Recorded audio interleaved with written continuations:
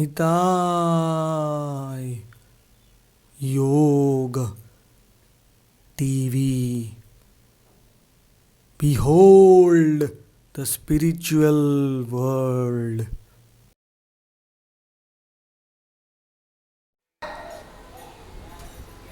આ જો ફોટોમાં દેખાડ્યું છે બધું લોહી લોહી લવાણ થઈ ગયા. એટલો ક્રોધ હતો ભગવાનનો કે ભગવાન કે જે મારા ભક્તને આવું કષ્ટ આપશે એના લાંબા આતરડાને કાઢીને હું હાર પહેરાવીશ, મારો હાર બનાવી લઈશ. એનો હાર બનાવી લીધો ભગવાન, એને પહેરી લીધો પોતાના ગળામાં. આ જોઈને બધા સંસારના બધા લોકો ડરી ગયા. હવે અમે કોઈ અમારા ભક્તોને દુઃખ નહીં આપીએ.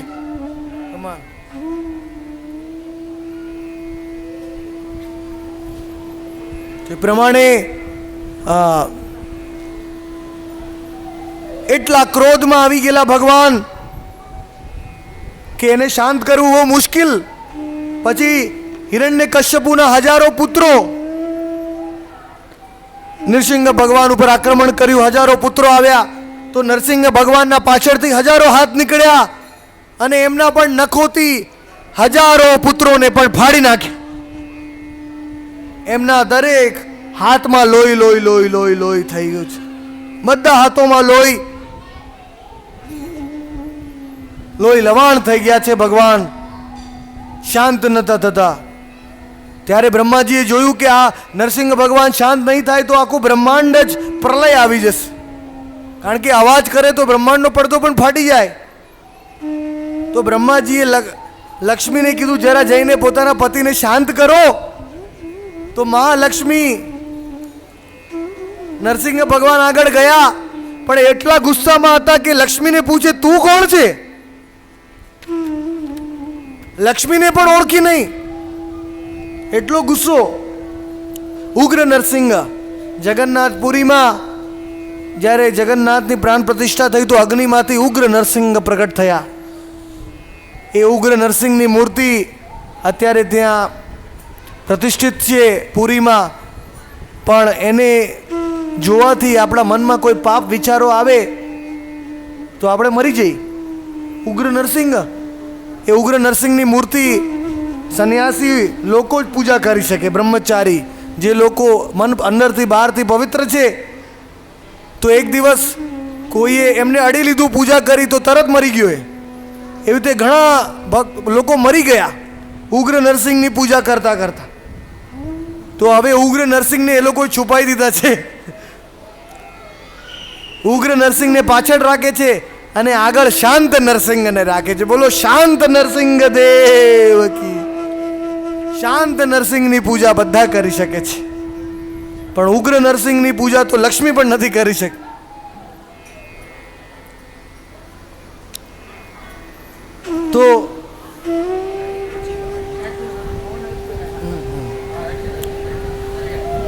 તો અંતમાં બધા ભક્તોએ જોયું કે નરસિંહ દેવને કોણ શાંત કરી શકે છે? પ્રહલાદ. પ્રહલાદ એટલે આહલાદ એટલે આનંદ, અને પ્રહલાદ એટલે એકદમ સર્વોત્તમ આનંદ આપનારો પ્રહલાદ. એ જ ભગવાનને આનંદ આપશે અને એ ભગવાનની પ્રાર્થનાઓ કરશે. તો પ્રહલાદ ઊભો થઈ ગયો છે અને પ્રહલાદે ભગવાનને હાથ જોડીને પ્રાર્થના કરી છે. આ ભાગવતમાં વિસ્તારમાં પ્રાર્થનાઓ આવે છે. આપણા પાસે સમય નથી. તમારી પાસે સમય મળે તો આ તમે સપ્તમ સ્કંદ વાંચો. અને પ્રહલાદની પ્રાર્થનાઓ એટલી ઉચ્ચ કોટીની પ્રાર્થનાઓ છે. પ્રહલાદને ભગવાન કહે કે માગ માગ પ્રહલાદ, તને શું જોઈએ, હું ખુશ છું. પ્રહલાદ હાથમાં હાર લઈને આવ્યો ભગવાનને પહેરાવવા માટે. પ્રહલાદને જોઈને ભગવાન શાંત થઈ ગયા. ભગવાનનું જીબડું બહાર નીકળ્યું છે. ભગવાન કે હા. એટલે જગન્નાથપુરીમાં આવો તો શાંત નરસિંહ 200 કરોડ વર્ષ પુરાણી મૂર્તિ છે. શાંત નરસિંહ ભગવાનની જીભ બહાર નીકળેલી છે.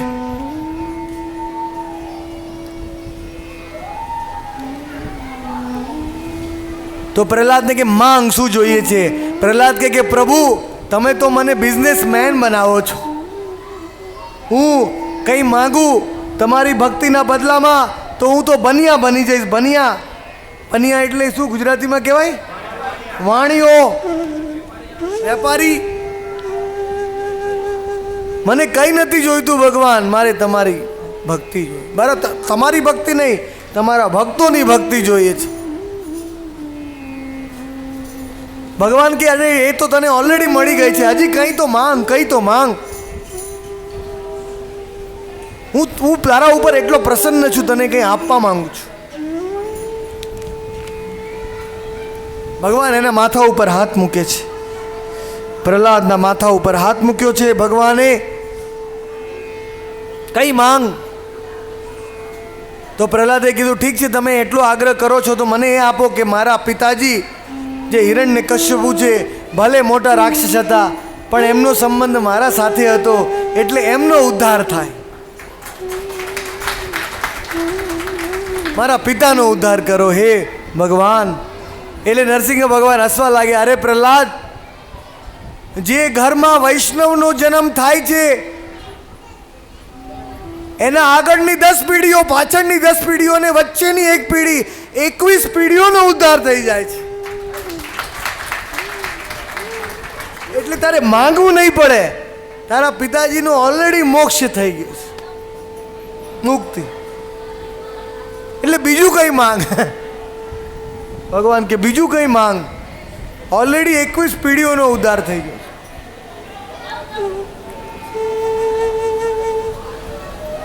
આપણા ઘરે વૈષ્ણવનો જન્મ થાય, બાળક, ઘરમાં એક પણ વ્યક્તિ ભક્તિ કરે ને તો ધીરે ધીરે બીજા બધા પણ ભક્તિમાં લાગી જાય છે.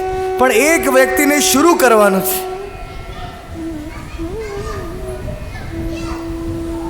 ઉદાહરણથી, પોતાના આચરણથી દેખાડવાનું છે. અને ભક્તિ કરો એટલે ઘર ગૃહસ્થીમાં પોતાની જવાબદારીઓ છોડવાની નથી. બિઝનેસ, નોકરી સારી રીતે કરવાની છે કે ઘરવાળાઓને લાગે કે ભક્તિમાં આવીને આ તો સુધરી ગયો છે, પૈસા પણ કમાવે છે. એમ કે ભક્તિ કરો અને પછી મંજીરા લઈને બેસી જાઓ અને ઘરમાં અનાજ ક્યાંથી આવે, પૈસા ક્યાંથી આવે? તો ઘરે કોઈ ભક્તિ નહીં કરે. બધાને લાગશે કે ભક્તિ કર્યા પછી આ તો બધું છોડી દે છે. એટલે ભક્તિમાં આવ્યા પછી પૈસા વધારે કમાવા જોઈએ, પણ ભગવાન માટે.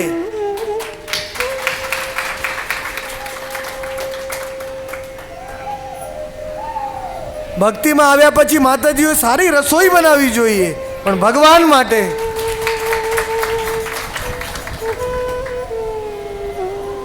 જે ગુણો છે બધાને સારા કરવા જોઈએ.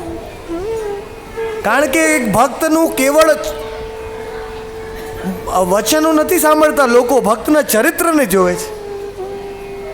તમે બીજાના ઘરોમાં જઈને કહો માળા કરો, માળા કરો, પણ તમારું ચરિત્ર, તમે ઘરે પોતાની પત્નીને મારતા હશો કે આ તો ઘરે મારે ને આવે ને કહે માળા કરો.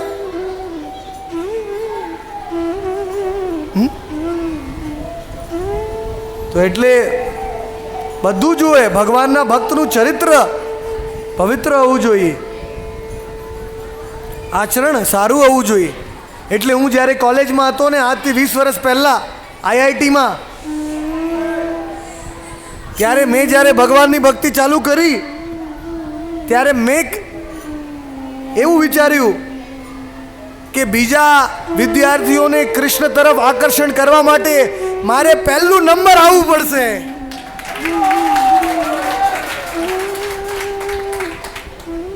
તો હું ભણવામાં પહેલો નંબર આવવા લાગ્યો. તો બધા વિદ્યાર્થીઓ પૂછે, અરે તમે, તમારા યશનું સિક્રેટ શું છે, રહસ્ય અમને બતાવો. તો મેં કીધું માળા કરો, માળા.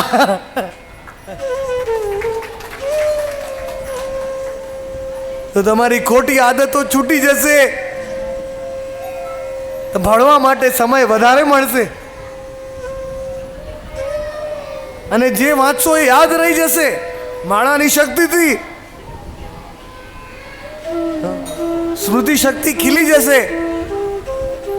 અને ઘણા લોકો ભક્ત બન્યા એ ટાઈમે, કારણ કે હું પહેલો નંબર આવતો હતો એટલે ભક્ત બન્યા એ લોકો. જો હું ભણ્યો ના હોત તો એ લોકો ભક્ત ના બન્યા હોત. અને અત્યારે એમાંથી એક ટીવીમાં આવે છે, ગૌરાંગ દાસ એનું નામ, તમે આસ્થા સંસ્કારમાં જોતા હશો.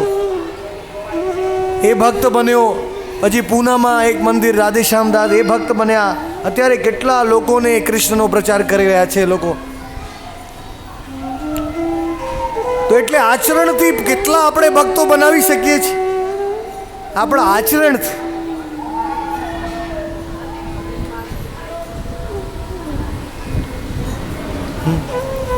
એટલે હું હંમેશા આપણા શિષ્યોને ભક્તોને કહું છું કે ભક્તિમાં આવવાથી આળસ નહીં કરો. ભક્તિમાં આવો તો બધું સુધરવું જોઈએ. કામ પણ સુધરવું જોઈએ, બિઝનેસ પણ સુધરવું જોઈએ, ભાવના ચેતના પણ સુધરવી જોઈએ, અને ઘર પણ સુધરવું જોઈએ. તો બીજા લોકો આકર્ષિત થશે. ભક્તિ કોઈ એક્સક્યુઝ નથી કે હવે હું કામ ધામ નહીં કરું. ભાગવા માટે, સંસારથી ભાગવા માટે ભક્તિ નથી. સંસારમાં રહીને આચરણ કરવા માટે ભક્તિ છે.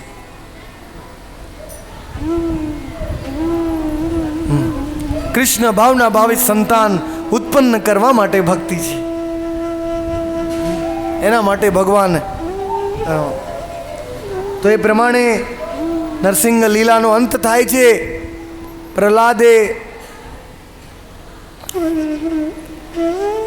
નરસિંહ ભગવાનને પ્રસન્ન કર્યા અને નરસિંહ ભગવાને પ્રહલાદને સ્વીકાર કર્યો છે. અને એના પછી સપ્તમ સ્કંદમાં આગળ ઘણી લીલાઓ આવે છે. મયા દાનવની લીલા છે. મયા દાનવે એક સરોવર બનાવ્યું છે. પાતાળમાં જે રાક્ષસો મરી જાય એને તળાવમાં નાખતો હતો અને પાછા જીવન મળી જાય એમને. એટલે યોગિક શક્તિ, એ માયાવી હતો મયા દાનવ. હજી પણ જીવે છે આ મયા દાનવ, રાક્ષસોનો સેનાપતિ છે આ. તો એને એવું તળાવ બનાવ્યું કે જ્યારે સ્વર્ગના દેવતાઓ મારે તો પાછો સરોવરમાં નાખે, પાછા જીવિત થઈ જાય. અને આ સરોવર ત્રિપુરા નામનું એક શહેર હતું, આકાશમાં ઉડતું હતું. આવા શહેરમાં આ સરોવર બનાવ્યું એટલે દેવતા લોકો એના પકડી ના શકે, એના પાસે ના આવી શકે, આકાશમાં ઉડતું જ જતું હતું. તો બધા દેવતાઓએ ભગવાનને કીધું શું કરવું જોઈએ. ભગવાને મહાદેવજીને એવું ધનુષ આપ્યું જેનાથી આ ત્રિપુર નામનું શહેરને મહાદેવજી તોડી પાડે. એટલે મહાદેવનું નામ થયું ત્રિપુરારી મહાદેવ કી. હર હર મહાદેવ. તો શંકરજીએ 3 તીરો ચલાવ્યા છે, લોખંડના, ચાંદીના અને સોનાના. 3 તીરોથી ત્રિપુરારી, આ 3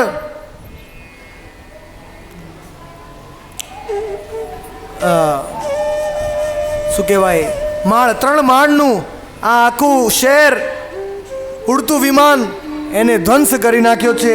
અને મયા દાનવનું સરોવર અંત પામ્યું છે. એ પ્રમાણે સપ્તમ સ્કંદ આપણો અંત થાય છે. એના પહેલા ગજેન્દ્રની લીલા આપણે અષ્ટમ સ્કંદમાં જોઈશું. તો સપ્તમ સ્કંદ આપણે અંત કરીએ છીએ અને ભગવાનના વક્ષસ્થળથી હવે આપણે ભગવાનના ગળા સુધી જઈએ છીએ. બોલો સપ્તમ સ્કંદ કી જય. શ્રીમદ ભાગવત ગ્રંથ રાજ કી જય.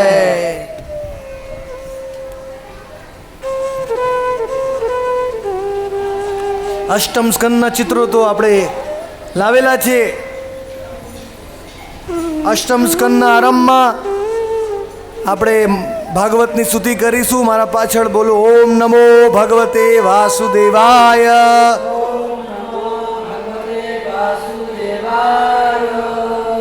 ઓમ નમો ભગવતે વાસુદેવાય. 8 ઓમ નમો ભગવતે વાસુદેવાય.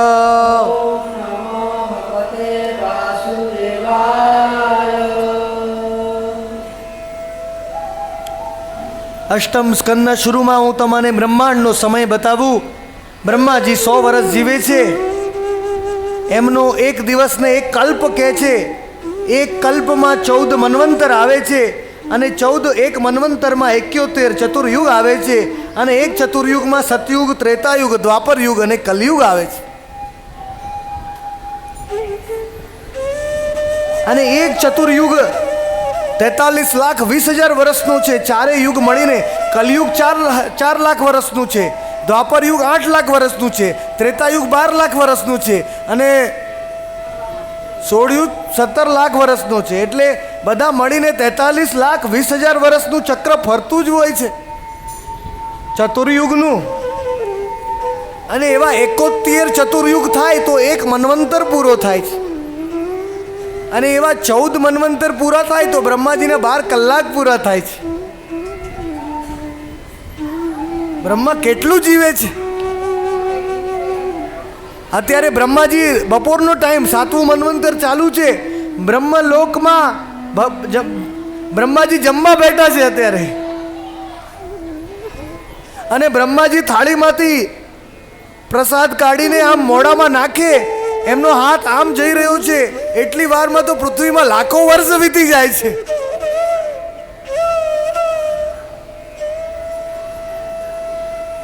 તો આપણે ક્યાં યોગ્યતા છે? બ્રહ્માજીનું 51મું વર્ષ ચાલુ છે.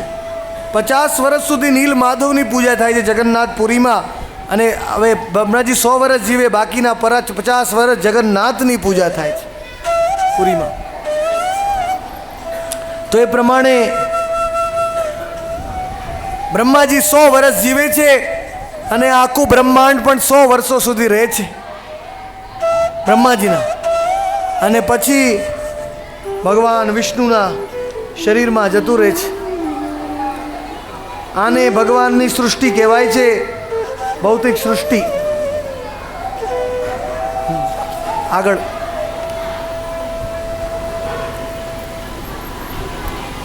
અષ્ટમ સ્કંદમાં સૌથી પહેલી લીલા આવે છે ગજેન્દ્ર, હાથી ગજેન્દ્રની.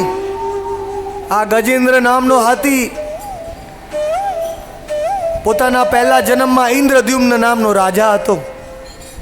પણ એ ધ્યાનમાં બેઠો હતો અને અગસ્ત્ય મુનિ આવ્યા અને અગસ્ત્ય મુનિએ રાજાને કીધું મારું સ્વાગત કર. પણ ઇન્દ્રદ્યુમ્ન રાજાને ધ્યાન લાગી ગયું હતું એટલે આંખો નહીં ખોલી. તો અગસ્ત્ય મુનિએ શાપ આપ્યો, તું મારા સામે આવી રીતે મુર્દાના જેમ બેઠો છે, જા તું હાથી બની જા. કારણ કે હાથીમાં ચેતના ઓછી હોય છે. જા હાથી બની જા તું. તો ઇન્દ્રદ્યુમ્ન રાજાએ ભગવાનની ભક્તિ કરેલી એટલે હાથી બન્યા. એટલે એને ભક્તિ નથી કરી પણ નિરાકારની ઉપાસના કરેલી, ધ્યાન કરેલું પરબ્રહ્મમાં. એ ઇન્દ્રદ્યુમ્ન રાજાને ખબર નથી કે પરબ્રહ્મ કોણ છે, બ્રહ્મા છે કે વિષ્ણુ છે કે મહેશ છે. પણ છતાં એને ધ્યાન કરતા હતા એટલે એમને હાથીનું શરીર મળ્યું. પણ હાથીના રાજા બન્યા છે ઇન્દ્રદ્યુમ્ન રાજા. ઋતુમત પર્વત, બાજુમાં મોટો પર્વત દેખાય, ત્રિકૂટ નામનો પર્વત છે. આ સ્વર્ગલોકમાં આ લીલા થઈ હતી. ક્ષીરસાગરની તળેટીમાં સુંદર સરોવર છે, ત્યાં હાથીનો જન્મ થયો છે. અને હાથી રોજ પોતાની પત્નીઓને લઈને, હાથીનો રાજા હતા એટલે એમની પત્નીઓ બહુ હતી હાથીનીઓ, એમને લઈને પાણીમાં સુંદર શીતલ અમૃતમય જલમાં સ્નાન કરવા જતા હતો. ગજેન્દ્ર, ગજ ઇન્દ્ર એટલે હાથીઓનો રાજા ગજેન્દ્ર. તો પાણીમાં સ્નાન કરવા ગયો ત્યારે એક દિવસ એક મહાભયંકર મગર એ આવીને હાથીનો પગ પકડી લીધો છે. એકદમ પકડી લીધો અને હાથીને પાણીમાં ખેંચવા લાગ્યો છે મગર. હવે આવા સાધારણ હાથી નતા, આ તો ગજેન્દ્ર. એ હાથીનો પગ કોણ પકડી શકે? આ મગર પાછલા જન્મમાં હું નામનો ગંધર્વ હતો. એનું શું નામ હતું?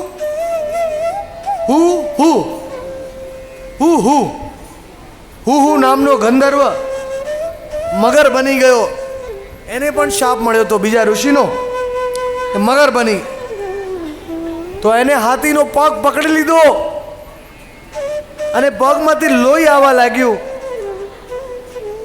અને હાથીની સ્ત્રીઓએ એની પૂંછ પકડીને ખેંચવાનો પ્રયત્ન કર્યો બહાર પાણીના, પણ ગજેન્દ્રને કોઈ નહોતું ખેંચી શકતું. આ મગર એટલો શક્તિથી પકડેલો છે. એમ કરીને ગજેન્દ્ર અને હુહુ ના વચ્ચે યુદ્ધ 365,000 વર્ષો સુધી ચાલ્યું છે. કેટલા વર્ષો સુધી? 365,000 વર્ષ સુધી ખેંચા તાણી થઈ છે. દેવતાઓના 1,000 વર્ષ એટલે આપણા 365,000 વર્ષ, કારણ કે એમનો એક દિવસ એટલે આપણા 1 વર્ષ થાય પૃથ્વી ઉપર. એટલે અંતમાં હાથીની શક્તિ બધી ક્ષીણ થતી હતી, પાણીમાં બધું લોહી જતું હતું, પણ મગરને તો અંદર પાણીમાંથી પોષણ મળતું હતું. એટલે મગર જીતી ગયો અને અંતમાં અંતિમ સમય આવ્યો ગજેન્દ્રનો. ત્યારે ગજેન્દ્રએ જોયું કે મારી સ્ત્રીઓ તો બધી છોડીને જતી રહી, હવે મારી રક્ષા કોણ કરશે? અંતિમ સમયમાં મને કોણ રક્ષા કરશે? એમ ગજેન્દ્રએ શું કર્યું છે? ગજેન્દ્રએ સરોવરમાંથી એક કમળનું ફૂલ લીધું છે અને પોતાની સૂંઢમાં આકાશમાં ભગવાનને અર્પણ કર્યું છે અને ભગવાનને પુકારવા લાગ્યો છે, હરે કૃષ્ણ કૃષ્ણ કૃષ્ણ હરે હરે, હરે રામ રામ રામ હરે હરે.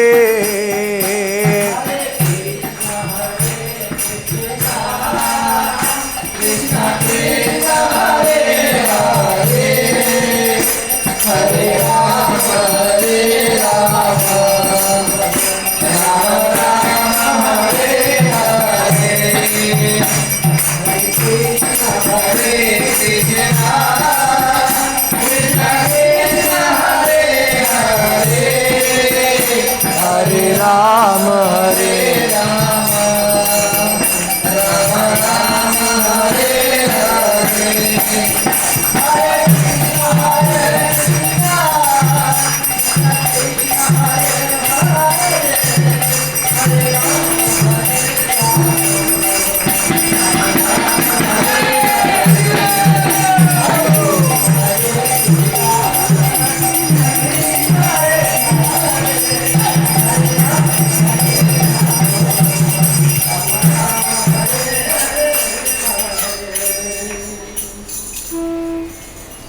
તો હાથીએ પુકાર્યું, હે પરમ પરમેશ્વર, તમે ગમે તે હો.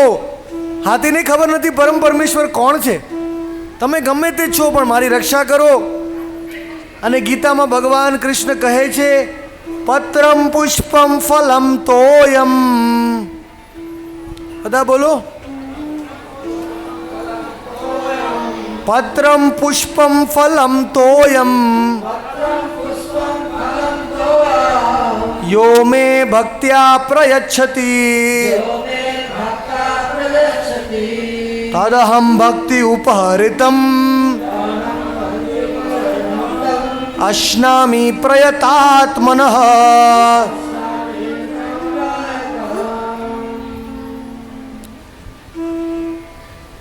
મને કોઈ જીવ એક ફૂલ કે એક પાંદડું, તુલસીનું પાંદડું કે કમળનું ફૂલ કે ગુલાબનું ફૂલ કે કળિયુગમાં તો હવે ફૂલમાં સુગંધ ના હોય તોય ચાલશે. એક ફૂલ, એક પાંદડું, એક ફળ કે થોડું પાણી, 4 વસ્તુ ગીતામાં ભગવાન કહે છે. મને કોઈ પણ જીવ અર્પણ કરે છે ભક્તિ સાથે તો હું તરત એને સ્વીકાર કરું છું. એ ગરીબ હોય કે પૈસાવાળો હોય એ નથી જોતો. એક તુલસીના પાંદડાથી પણ હું સંતુષ્ટ થઈ જાઉં છું. ભગવાન ગોવર્ધનમાં, ગિરિરાજમાં બધું ખાઈ લીધું, પણ અંતમાં એક તુલસીના પાંદડાથી ભગવાન સંતુષ્ટ થયા. એટલે ફૂલ કમળનું અર્પણ કર્યું અને ભગવાન ગરુડમાં બેસીને આવ્યા છે. બોલો ગરુડ દેવ કી, ભગવાન નારાયણ કી જય. ભગવાન આવ્યા ચતુર્ભુજ સ્વરૂપમાં અને બ્રહ્માજી કે ભગવાન તમાને બોલાવે છે, શંકરજી કે ભગવાન તમાને બોલાવે છે, અમે તો સર્વોત્તમ નથી, તમે જ છો, જાઓ એની રક્ષા કરો. તો નારાયણ ભગવાન આવીને ભગવાન નીચે ઉતર્યા અને પોતાને આ હાથ પકડીને હાથીને બહાર ખેંચ્યો છે. જ્યારે હાથી પાણીના બહાર આવ્યો તો મગરે બહાર આવી ગયો છે. પછી મગર દેખાવા લાગ્યો. પછી ભગવાને પોતાનું સુદર્શન ચક્રથી મગરનું માથું કાપ્યું છે. જો ચક્ર મગરના માથામાં, આ પાછી લાઈટ દેખાય છે ને, મગરનું માથું કપાઈ ગયું છે. અને એ મગરના શરીરમાંથી ગંધર્વ નીકળ્યો છે, હું નામનો ગંધર્વ, અને ભગવાનની પ્રાર્થના કરે છે, ભગવાન તમે મારો ઉદ્ધાર કર્યો છે, ધન્યવાદ ધન્યવાદ એમ કરીને પાછા જતો રહ્યો છે. અને ભગવાનને હાથીનો સ્પર્શ કર્યો તો હાથીમાંથી ઇન્દ્રદ્યુમ્ન રાજા ને ભગવાન જેવું ચતુર્ભુજ સ્વરૂપ મળ્યું છે અને એ વૈકુંઠમાં જતા રહ્યા છે. બોલો ઇન્દ્રદ્યુમ્ન રાજા કી, ગજેન્દ્ર હાથી કી જય. જો ગજેન્દ્રની પ્રાર્થનાઓ જે વાંચવા માંગે એ અષ્ટમ સ્કંદ વાંચી શકે છે. અને ગજેન્દ્રની સુંદર પ્રાર્થનાઓ છે. ઋષિ મુનિઓ પણ એની સ્તુતિ કરે છે પ્રાર્થનાઓની. એ પ્રમાણે ગજેન્દ્ર મોક્ષ આ લીલામાંથી, અને ભગવાને જે સુદર્શન ચક્ર ફેંક્યું હતું, જે મગરનું ગળું કાપીને એ ચક્ર સ્વર્ગલોકમાંથી આવીને અહીંયા પૃથ્વી ઉપર પડી ગયું છે. તમે આજે પણ એ ચક્રનું દર્શન કરી શકશો, પણ એના માટે તમારે જગન્નાથપુરી આવવું પડશે.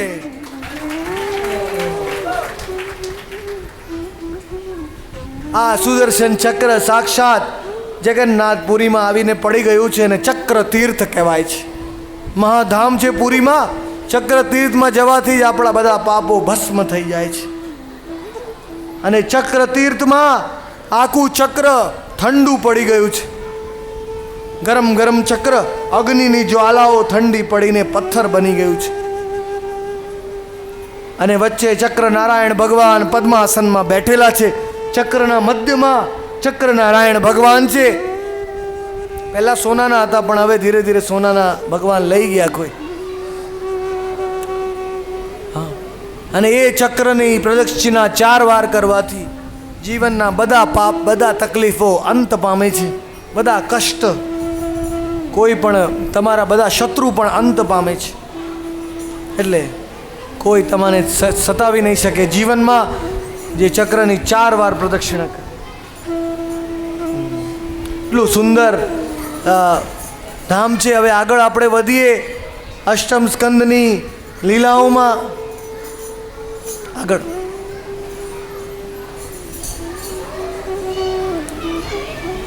ગજેન્દ્ર લીલા પછી સમુદ્ર મંથનની લીલા આવે છે. બોલો સમુદ્ર મંથન કી. અષ્ટમ સ્કંદમાં રાક્ષસો એટલા શક્તિશાળી બની ગયા છે કે ચાક્ષુષ મનુ આવી ગયો. છઠ્ઠો મનુ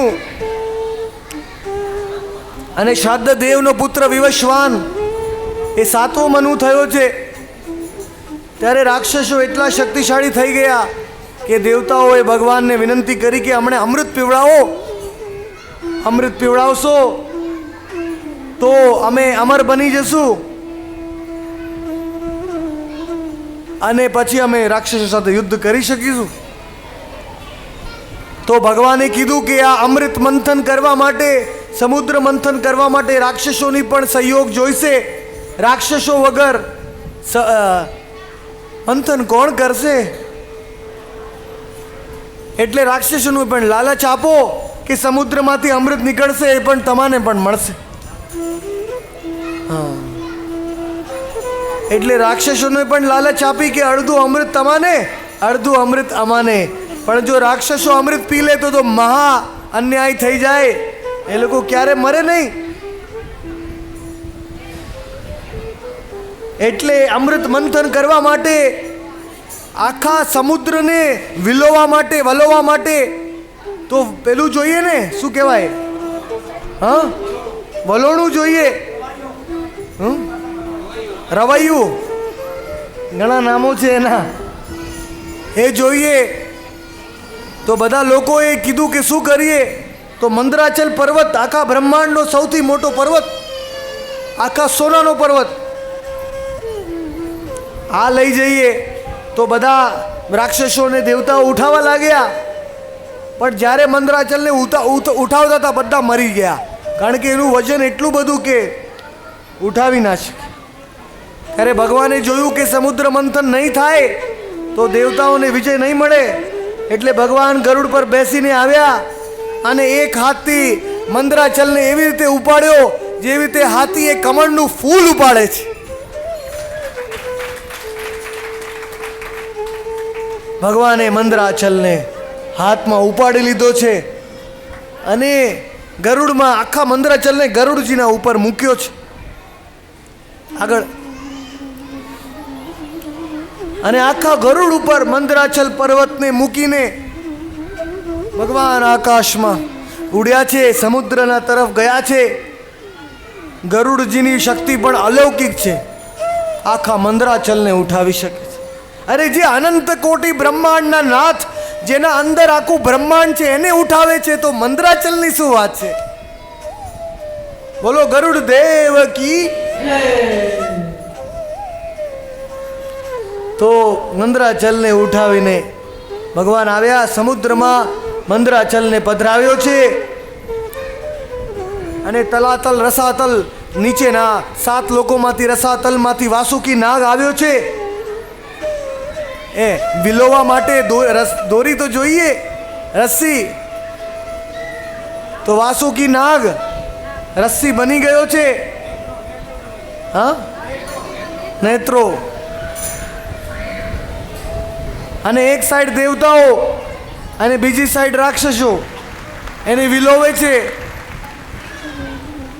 પણ તકલીફ શું થઈ કે પેલું વલોણીને ફસકી જાય. વલોણી ક્યારે વલોવા માટે વલોણીને સપોર્ટ તો જોઈએ નીચે. તો બધાએ ભગવાનને પ્રાર્થના કરી અને ભગવાન વલોણીના નીચે વલોણીને સપોર્ટ આપવા માટે ભગવાન કાચબો બની ગયા છે. બોલો કુર્મ અવતાર કી. કુર્મ અવતારે રસ ધરણી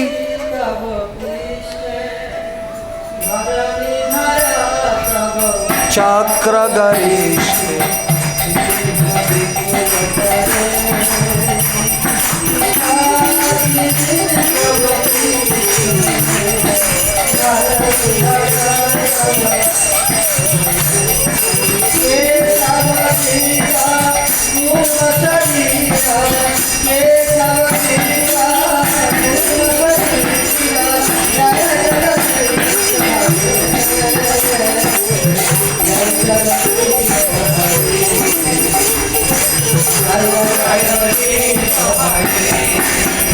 जय कुर्मा देवा जय कुर्मा देवा कुर्मा देवा जय कुर्मा देवा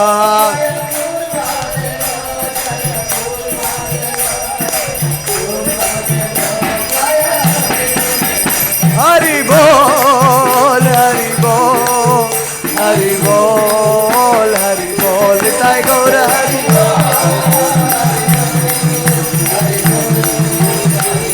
ताई गौर हरि बोल हरि बोल हरि बोल हरि.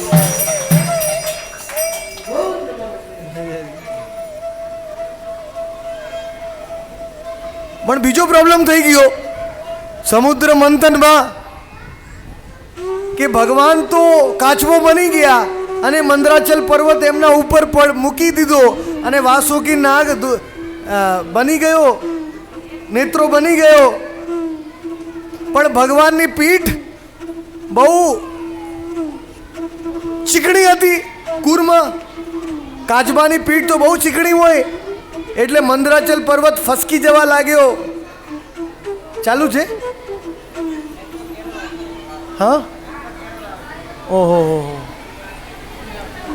તો ઉપરથી કાચબો ના ઉપરથી મંદરાચલ પર્વત ફસકવા લાગ્યો એટલે ભગવાન મંદરાચલના ઉપર બીજો અવતાર લીધો. ભગવાને ચતુર્ભુજ સ્વરૂપમાં પર્વતને બંને દિશાથી પકડીને રાખવા માટે ભગવાન મંદરાચલના ઉપર ચતુર્ભુજ સ્વરૂપમાં અવતાર લીધો. બોલો ચતુર્ભુજ નારાયણ ભગવાન કી. પછી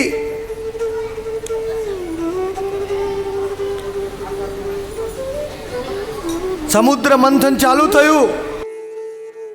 સમુદ્ર મંથનની લીલા બહુ લાંબી છે, આપણા પાસે સમય ઓછો છે, છતાંય હું સંક્ષિપ્તમાં તમને બતાવીશ કે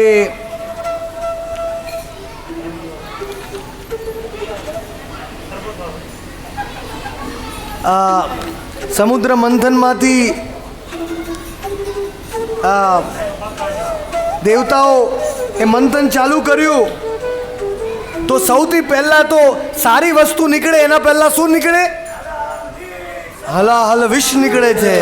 બોલો હર હર મહાદેવ. તો સમુદ્રમાંથી એવું ભયંકર વિષ નીકળ્યું છે કે જે લોકો એને સૂંઘે આકાશમાં પક્ષીઓ પણ પડીને મરી ગયા.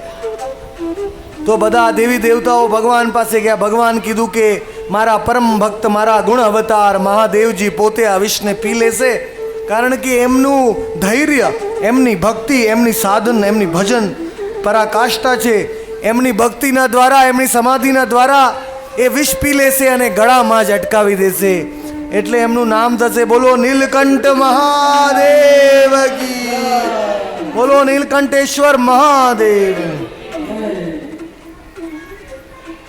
જય હો.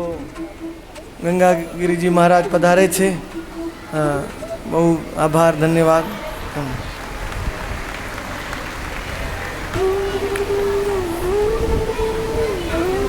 તો નીલકંઠેશ્વર મહાદેવ. અને પણ બીજું આશ્ચર્યની વાત કે મહાદેવ જ્યારે વિષ પીતા હતા એમના આંગળાઓમાંથી વિષના ટપકાઓ નીચે પડી ગયા અને જે સાપ હતા પહેલાના જ એ ટાઈમના સાપમાં વિષ નહોતું, પણ એ સાપ લોકોએ એ વિષને પી લીધું અને ત્યારથી આ સાપમાં વિષ આવી ગયું છે. એ વિષનું સ્ત્રોત સમુદ્ર મંથન છે.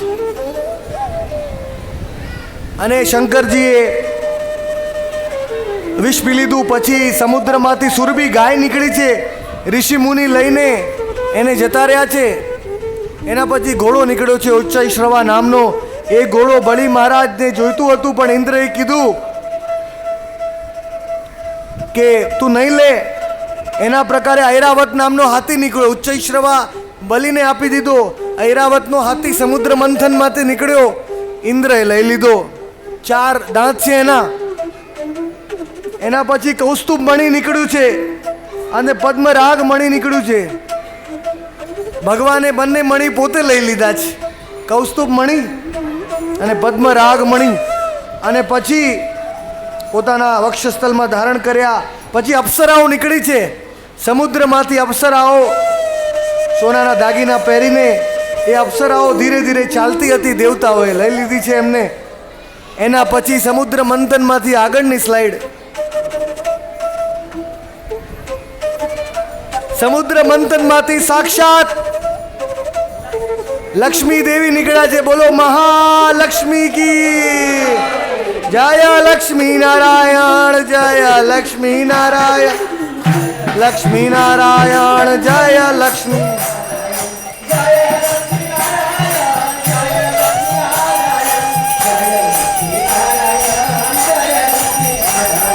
જય. લક્ષ્મી નારાયણ જય. લક્ષ્મી નારાયણ, લક્ષ્મી નારાયણ જય. લક્ષ્મી નારાયણ.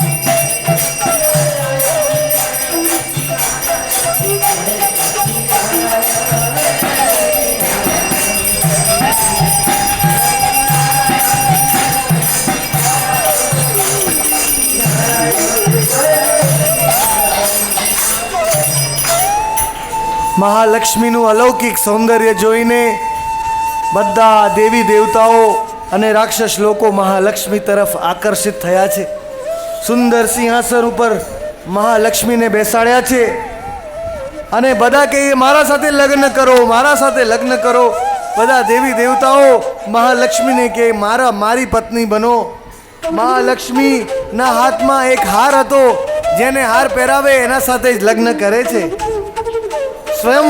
સ્વયંવરી હતા મહાલક્ષ્મી. તો ઇન્દ્રએ સુંદર આસન, પછી બધી નદીઓ આવી છે પૃથ્વીની, બધી નદીઓએ મહાલક્ષ્મીના ચરણ ધોયા છે અને બધા જડીબૂટીઓથી અને દૂધ, દહીં અને પંચામૃતથી મહાલક્ષ્મીનું સ્નાન થયું છે વૈદિક મંત્રો દ્વારા. અને પછી ગંગા દેવી દ્વારા અભિષેક થયો. વરુણ દેવજીને ગંગાજીને ફૂલ અર્પણ કર્યા છે. સરસ્વતીએ હાર આપ્યો છે ગળાનો અને બ્રહ્માજીએ લક્ષ્મીને કમળ આપ્યું છે. અને નાગ લોકોએ લક્ષ્મીને કાનમાં પહેરવાના ઝુમ્મર આપ્યા છે. એ પ્રમાણે મહાલક્ષ્મી અતિશય સુંદર સ્વરૂપમાં ધીરે ધીરે ચાલવા લાગી છે. છમ છમ છમ કરીને બધા રાક્ષસ આવ્યા કે મને પહેરાવો હાર, હું તમારો પતિ બનીશ. બધા દેવતાઓ આવ્યા, પણ મહાલક્ષ્મી કે મને એવો પતિ નથી જોઈતો જેને અમૃત પીવાથી અમર થાય. મને એવો પતિ જોઈએ છે જે પહેલાથી જ અમર છે, અને એ છે ભગવાન નારાયણ, ભગવાન કૃષ્ણ નારાયણ. સચ્ચિદાનંદ દેહના એમના દેહ છે, એમને કોઈ અમૃત નથી પીવું પડતું, એમની કોઈ દિવસ મૃત્યુ થતી જ નથી, એમનું શરીર જ ચિન્મય છે. તો મહાલક્ષ્મીએ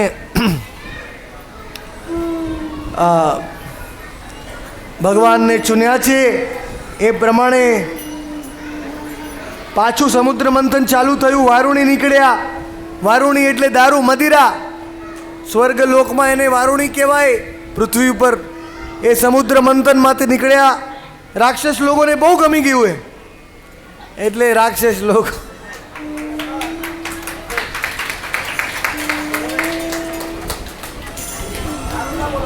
હા શરબત, હા નહીં એ પણ નહીં, વારુણી બોલો, વારુણી. હા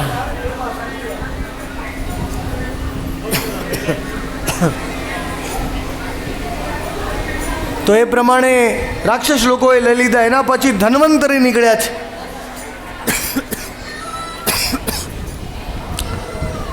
સમુદ્રના આનંદથી ભગવાનના અવતાર ધન્વંતરી. આયુર્વેદ જડીબૂટીઓને લઈને આયુર્વેદના આચાર્ય પ્રવર્તક ધન્વંતરી આપણા શરીરને સારું રાખવા માટે સારી સારી જડીબૂટીઓ લઈ આવ્યા અને દેવતાઓ માટે અમૃત લઈ આવ્યા. એમના હાથમાં ઘડો હતો અમૃતનો. અને જ્યારે ધન્વંતરી આવ્યા છે તરત જ દેવતા લોકોએ, રાક્ષસ લોકોએ દોડીને ધન્વંતરીના બાજુમાંથી ઘડો છીની લીધો છે. રાક્ષસ લોકોએ અમૃતનો ઘડો લઈ લીધો અને રાક્ષસ લોકો કે અમે બધો પી જઈશું. હા હા હા હા હા હા હા બધા હસવા લાગ્યા છે. બધો ઘડો અમે પી જઈશું. એટલી વારમાં દેવતાઓને બહુ દુઃખ થયું કે હજી તો હમણાં અમૃત પીધું જ નથી, અમે કેવી રીતે યુદ્ધ કરીશું રાક્ષસ લોકો પાસેથી, અને ઘડો એ લોકો પી લેશે તો અમારી પરાજય થઈ જશે. તો ભગવાન હસવા લાગ્યા. ભગવાન કે મેં પહેલાં તો ગરુડ રૂપમાં આવીને મંદરાચલ ઉઠાવ્યો, પહેલો અવતાર. બીજો અવતાર હું કૂર્મ અવતાર બની ગયો. ત્રીજો અવતાર હું પર્વતના ઉપર બની ગયો. અને હવે ચોથો અવતાર હું લઉં છું. મારું નામ છે મોહિની મૂર્તિ. બોલો મોહિની મૂર્તિ કી. તો સમુદ્ર મંથનમાં ભગવાનનો ચોથો અવતાર થયો છે. મોહિની મૂર્તિના રૂપમાં સર્વ આકર્ષક આવી સ્ત્રી આખા સંસારમાં જોવા નહીં મળે. એમને જોવાથી મહાદેવનું પણ વિચલિત થઈ ગયું. જેના લિંગ, મહાદેવના લિંગને આપણે પૂજા કરીએ છીએ, શિવલિંગને, કારણ કે મહાદેવનું લિંગ એકદમ કંટ્રોલમાં છે, એમની જનનેન્દ્રિય એમના કંટ્રોલમાં છે. પણ એવા મહાદેવ પણ આકર્ષિત થઈ ગયા મોહિની મૂર્તિ સામે, કારણ કે સાક્ષાત ભગવાન જ, ભગવાનની માયા મોહિની મૂર્તિ બધાને આકર્ષણ કરી શકે. તો જ્યારે મોહિની મૂર્તિ આવ્યા ત્યારે રાક્ષસોએ અમૃતનો ઘડો ભૂલી ગયા અને મોહિની કે અરે તો મારા સાથે લગ્ન કર. અરે મોહિની અહીંયા આવી જા. મોહિનીએ કીધું હું તમારી બધી ઈચ્છા પૂરી કરીશ, મને પહેલા ઘડો આપી દો. હું એવું કરું છું કે જો દેવતાઓએ મદદ કરી છે એટલે એમને થોડું થોડું અમૃત તો આપવું પડશે, એટલે હું એવું કરું કે દેવતાઓને થોડું થોડું અમૃત આપી દઉં અને પછી બધું વધારે તમને પીવડાવી દઈશ. એટલે પહેલા થોડું અમૃત દેવતાઓને આપીએ. લાઈનમાં બેસી જાઓ બધા દેવતાઓ અને બધા રાક્ષસો. હવે આ સંસારમાં અમૃતથી પણ ઊંચું શું છે? કામ વાસના. એટલે આપણને બધી વસ્તુ અંતમાં આપણને ભોગ માટે જોઈએ છે. તો એટલા માટે રાક્ષસોએ અમૃત પણ છોડી દીધું મોહિની મૂર્તિ માટે. એ આ સંસારમાં સૌથી મોટું સુખ છે. સ્ત્રી અને પુરુષનું જે સુખ આ સંસારમાં સૌથી, એનાથી વધારે કોઈ સુખ મળતું નથી. એટલે રાક્ષસોએ એ પણ અમૃત પણ છોડી દીધું છે. અને પછી પણ એક રાક્ષસ બહુ બુદ્ધિમાન હતો. એનું શું નામ હતું? આગળ એનું નામ હતું રાહુ અને કેતુ. તો રાહુ નામનો રાક્ષસ કે આ મોહિની મૂર્તિ છે ને દાળમાં કઈ કાળું છે, આ મોહિની મૂર્તિ જ નારાયણ છે. નારાયણ નારાયણ. અને આ અમને કોઈ અમૃત નથી આપવાની, બધું અમૃત દેવતાઓને આપવાની છે. એટલે રાહુ છે દેવતાનું શરીર ધારણ કરીને દેવતાઓની પંક્તિમાં બેસી ગયો છે. અને ભગવાને પણ જો કેવી લીલા કરી, ભગવાને એને અમૃત આપી દીધું એના વાટકીમાં, એના ગ્લાસમાં. ભગવાન તો બધું જાણે છતાંય એને અમૃત પીવડાવી દીધું, એને અમૃત આપી દીધું. અને એને અમૃત ઉઠાવીને પીધું છે જ્યારે રાહુએ, ત્યારે ભગવાન કીધું કે હવે આ તો રાક્ષસ છે, આનું કંઈ કરવું પડશે. ભગવાને સુદર્શન ચક્રથી રાહુનું માથું કાપી નાખ્યું. બોલો મોહિની મૂર્તિ કી. અને રાહુનું માથું કાપ્યું, પણ અમૃત તો એના ગળામાં જતું રહ્યું હતું, એના મોઢામાં અમૃત તો ઓલરેડી ગયું હતું. એટલે રાહુનું માથું હજી પણ જીવે છે. રાહુનું માથું હજી પણ જીવે છે. ક્યાં જીવે છે? તમે બધાએ રાહુનું માથું જોયેલું છે? બધાએ જોયેલું છે પણ ભૂલી ગયા. રાહુનું માથું ગ્રહણના ટાઈમે જે ગ્રહણ થાય છે એ રાહુનું માથું આવી જાય છે. ચંદ્ર ગ્રહણ અને સૂર્ય ગ્રહણ. એટલે એ ગ્રહણના ટાઈમમાં અશુભ માનવામાં આવે. જે સૂર્યની કિરણો નીકળે રાહુના રાક્ષસના માથામાંથી થઈને નીકળે, એટલે જ ગ્રહણની કિરણોમાં જમવાનું ઢાંકીને રાખવું જોઈએ, રસોઈ ના કરવી જોઈએ ગ્રહણના ટાઈમમાં. અને ખાલી ભગવાનનું નામ લેવું જોઈએ. પહેલાંના જમાનામાં તો ગ્રહણના ટાઈમમાં લોક નદીમાં સ્નાન કરીને પવિત્ર રહેતા હતા, કારણ કે જે કિરણો નીકળે એ બધી રાહુના જેવી નીકળે. હા શું? હા દર્ભ. હા દર્ભ બહારથી શુદ્ધિ કરે અને ભગવાનનું નામ અંદરથી શુદ્ધિ કરે.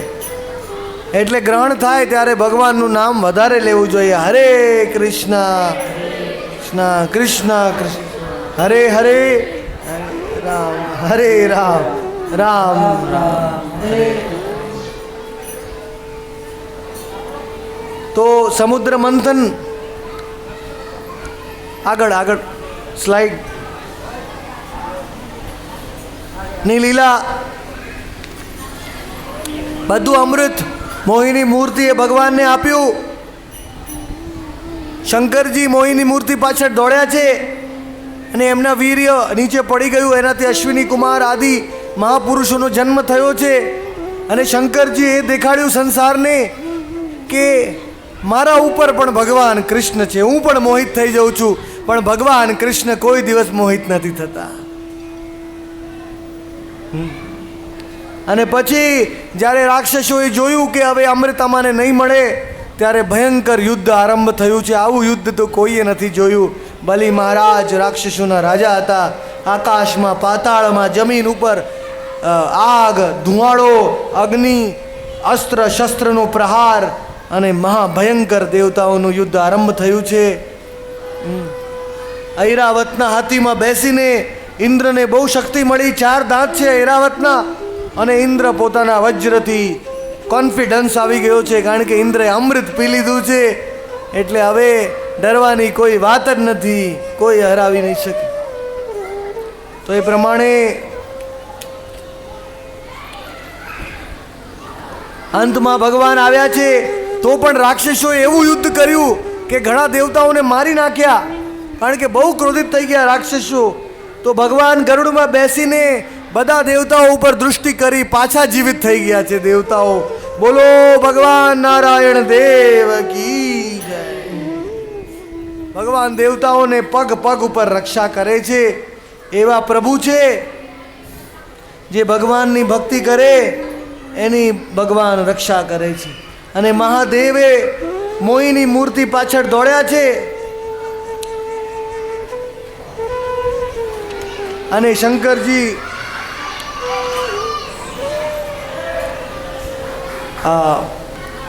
વિસ્મિત થઈને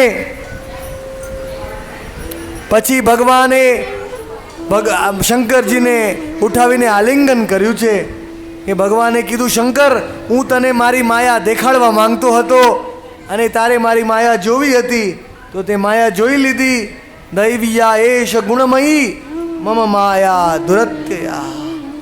તારી માયા ને કોઈ પરાજિત ના કરી શકે. એમ કરીને અષ્ટમ સ્કંદમાં છેવટની લીલા આવે છે. ભગવાન વામન દેવની લીલા. આગળ આગળ. ઇન્દ્ર પોતાના મહેલ અમરાવતીમાં આવ્યો. એના પહેલા બલિ મહારાજે આક્રમણ કરીને અમરાવતીનો કબજો કરી લીધો હતો. અને બલિ મહારાજ આખા બ્રહ્માંડના રાજા બની ગયા છે.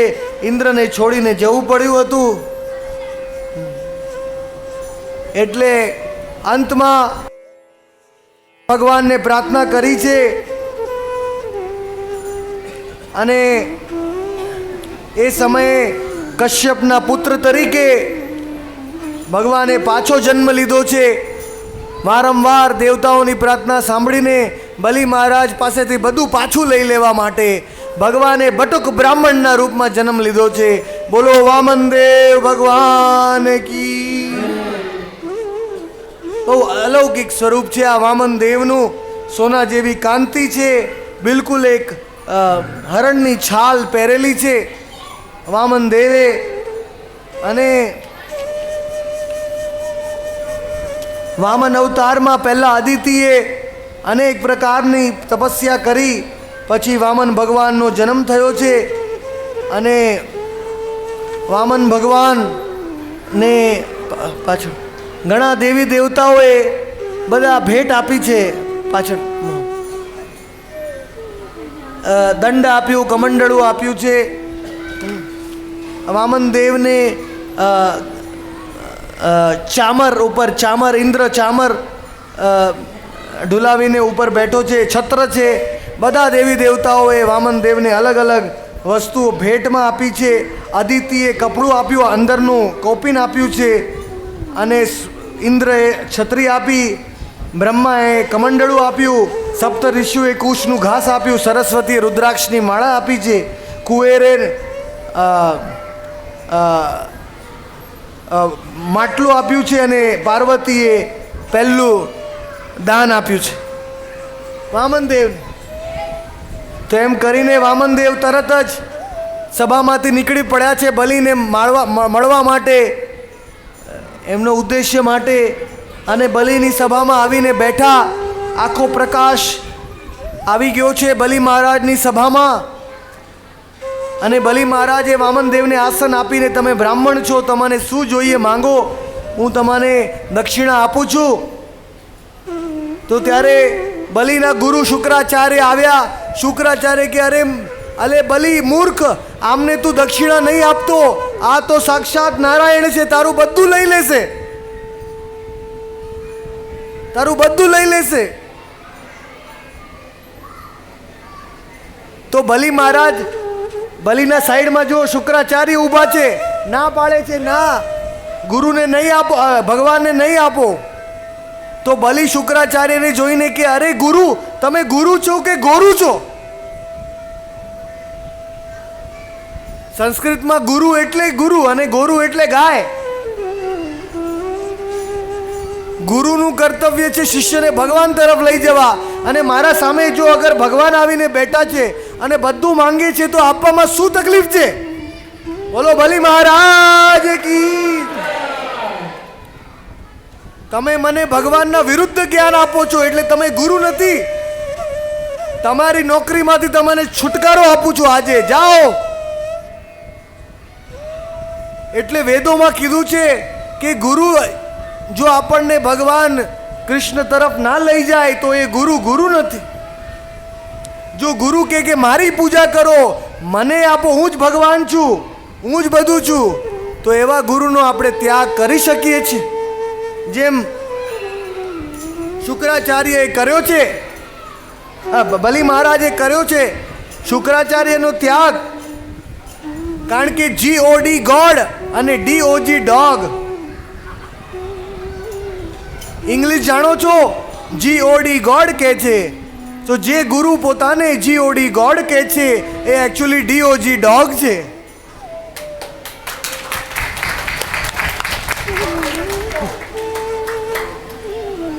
એટલે કૂતરો, ડોગ એટલે કૂતરો. છતાંય શુક્રાચાર્ય શાંત નતા. શુક્રાચાર્ય શું કર્યું? પેલું દક્ષિણ આપવાનું કમંડળું હતું બલિનું, એના અંદર ઘાસનું તણખડું ભરીને ઘૂસી ગયા અને પેલું પાણી નીચે પડતું જ નહોતું. એટલે પેલો દક્ષિણા આપી જ ના શકે ભગવાનને. તો બલિ મહારાજ જાણી ગયા. બલિ મહારાજે શું કર્યું? એવું અંદર માર્યું એટલે શુક્રાચાર્યની આંખ ફોડી નાખી. જાઓ, મારે તો ભગવાનને બધું આપવું છે, કારણ કે બધું ભગવાનનું જ છે, હું શું આપી શકું છું? આ ત્રિભુવન ભગવાને સૃજન કર્યા છે અને ભગવાન પાછા મારા પાસેથી માંગવા આવ્યા છે, એ તો મારું સૌભાગ્ય છે. બલિ મહારાજ કહે છે. વામનદેવને પૂછ્યું શું જોઈએ છે તમને? વામનદેવે કીધું, હે બલિ, મને ખાલી સુવા માટે 3 પગ જમીન જોઈએ છે. બોલો આપીશ તું? કે હા, લઈ જાઓ. 3 પગ જમીન જોઈએ છે મારે. વામનને કીધું. બલિ કહે કે હા, લઈ જાઓ. તો ભગવાન કે પણ ઠીક છે. ભગવાન ધીરે ધીરે મોટા થવા માંડ્યા. પહેલા તો વામન હતા, એટલા મોટા થયા કે એમનું માથું બ્રહ્મલોક સુધી પહોંચી ગયું. અને પછી કે હવે મારા 3 પગ જુઓ કેવા છે. એક પગ લાંબો કર્યો તો ઉપરના 7 લોકોને લઈ લીધા ભગવાને. બોલો ઉરુક્રમ ભગવાન કી. અને ઉરુક્રમ કહેવાય, ઉરુક્રમ દેવ. અને બીજા 7 પગ નીચે મૂક્યો તો નીચેના 7 પાતાળોને લઈ લીધા. પછી કે ત્રીજો પગ હું ક્યાં મૂકું? જલ્દી બલિ બતાવ, ત્રીજો પગ, તારું વચન પૂરું કર. મારો ત્રીજો ચરણ ક્યાં આવે? ત્યારે બલી મહારાજ કે મેં તો તમને મારા પાસે જે હતું એ બધું આપી દીધું છે, હવે મારા પાસે કંઈ નથી, પણ એક વસ્તુ મારા પાસે છે અને એ છે મારો અહંકાર.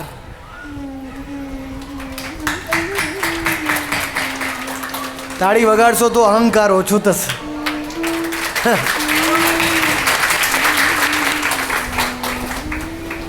મારો અહંકાર હું તમને આપું છું, કારણ કે સૌથી સૂક્ષ્મ અહંકાર આત્મા શરીરમાં આવે અને આત્મા અને શરીરના વચ્ચે ગાંઠ લાગે છે અને એ ગાંઠને અહંકાર કહે છે.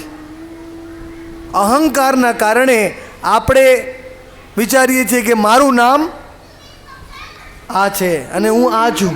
આપણે જે શરીર સાથે પોતાને સંબોધન કરીએ છીએ એ અહંકારના કારણે થાય. એ બહુ સૂક્ષ્મ અહંકાર ને તો એટલે બલિ મહારાજે પોતાનો અહંકાર પણ ભગવાનને આપી દીધો. ભગવાને ત્રીજો પગ બલિના માથા ઉપર મૂક્યો છે અને બલિને દોરીથી બાંધીને રસ્સીને બલિ મહારાજ પોતાનું માથું આપી રહ્યા છે. જો સાઈડમાં ઊભા છે, ભગવાન મારા માથા ઉપર તમારો ચરણ પધરાવો, એ મારું સૌભાગ્ય છે. અને એ પ્રમાણે બધા ભગવાનના પરમ ભક્તો આવી ગયા છે. પાછા દેવતાઓને 3 ભુવન મળી ગયા છે. અને વામન ભગવાને કીધું, હે બલિ, તે મને બધું આપ્યું છે, એટલે હું તારી ભક્તિથી એટલો પ્રસન્ન થયો છું કે આજે જે મને બધું આપે છે એને હું દેખાડવા માંગુ છું કે આજથી હું ઘોષણા કરું છું કે હું તારો સેવક બની જાઉં છું. એટલે લોકો જાણશે કે મને જે બધું આપે છે એમને નુકસાન નથી થતું. એટલે બલિ, તને પાતાળમાં એક લોક આપું છું, સૂતલ લોક, કારણ કે તું રાક્ષસ પરિવારમાં જન્મ છે પણ તું મારો પરમ ભક્ત છે. એટલે સૂતલ લોકમાં સ્વર્ગથી પણ વધારે ઐશ્વર્ય, સોનું, આખું સૂતલ લોક સોનાથી બનેલું છે. અહીંયાના પૃથ્વી લોકના લોકો ત્યાં જાય ને તો પાગલ થઈ જાય, એટલું સોનું સૂતલ લોકમાં. અને તારા મહેલના બહાર, દરવાજાના બહાર દ્વારપાલ હું બનીને બેસી જઈશ. ભગવાન કહે છે, હું તારો સેવક બનીશ. વામન દેવ ભગવાન એના સેવક બની ગયા છે. બોલો, આવી મહિમા છે ભગવાનના પરમ ભક્તોની. બલિ રાજાનો પુત્ર વિરોચન થયો અને પ્રહલાદનો પુત્ર વિરોચન થયો અને વિરોચનનો પુત્ર બલિ હતો. એટલે ભગવાન કે બલિ, તારા ઉપર મેં કેમ કૃપા કરી છે? કારણ કે તારો સંબંધ પ્રહલાદ સાથે છે.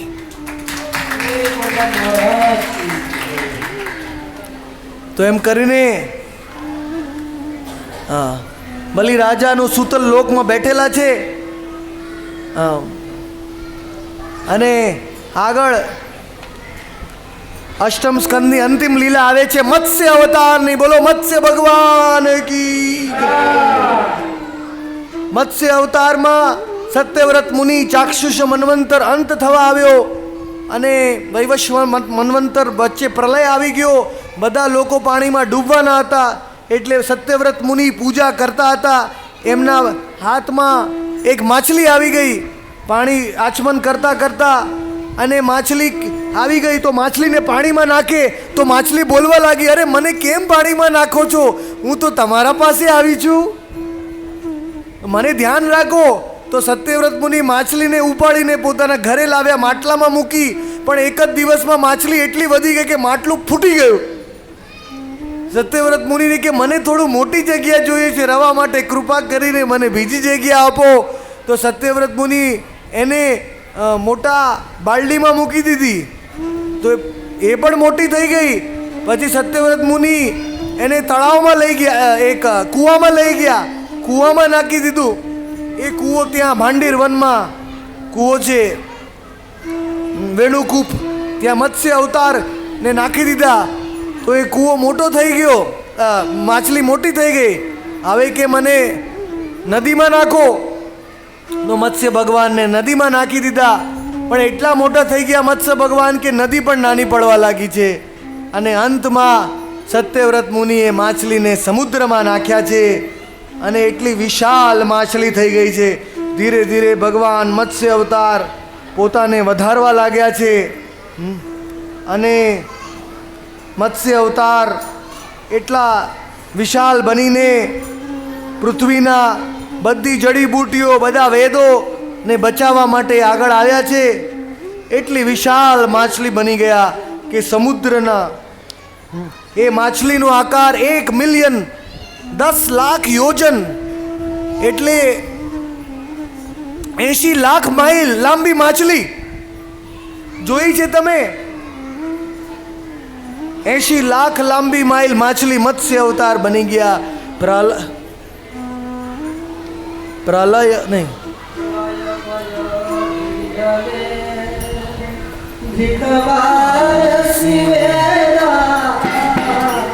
નહીં,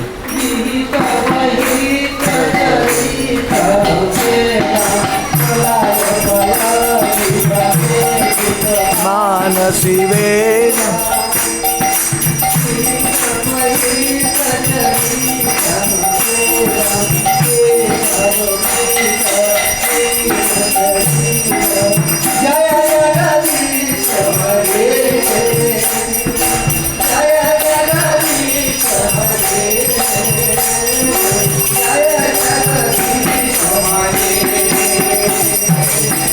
केशवधृता मीन शरीरा जय जगदीश हरे, जय जगदीश हरे, जय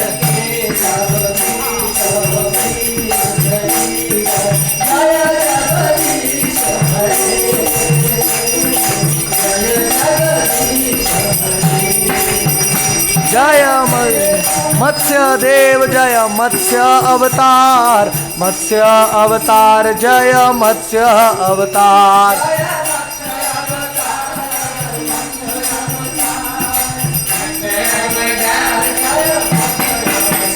हरि बोल हरि बोल हरि बोल हरि बोल.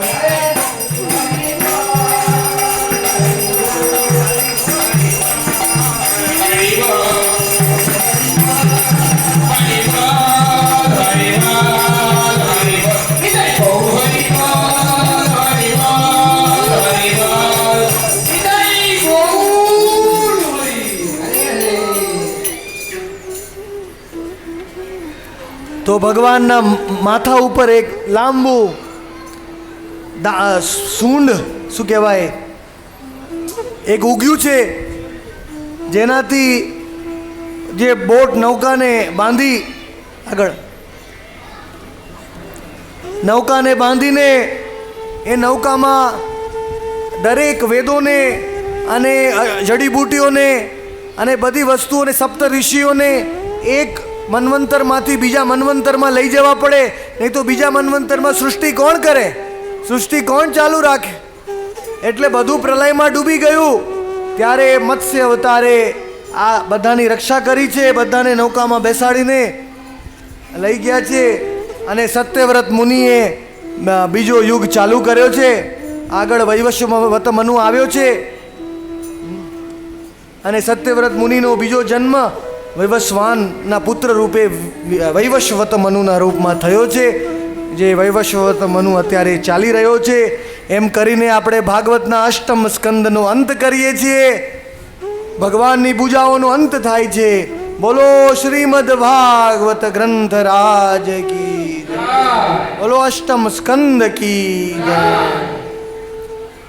હવે ભાગવતનો નવમ સ્કંદમાં આપણે આજે જઈએ છીએ. એટલે ભગવાનનું ગળું, ભગવાનનું કંઠ, જેમાં 3 રેખાઓ છે.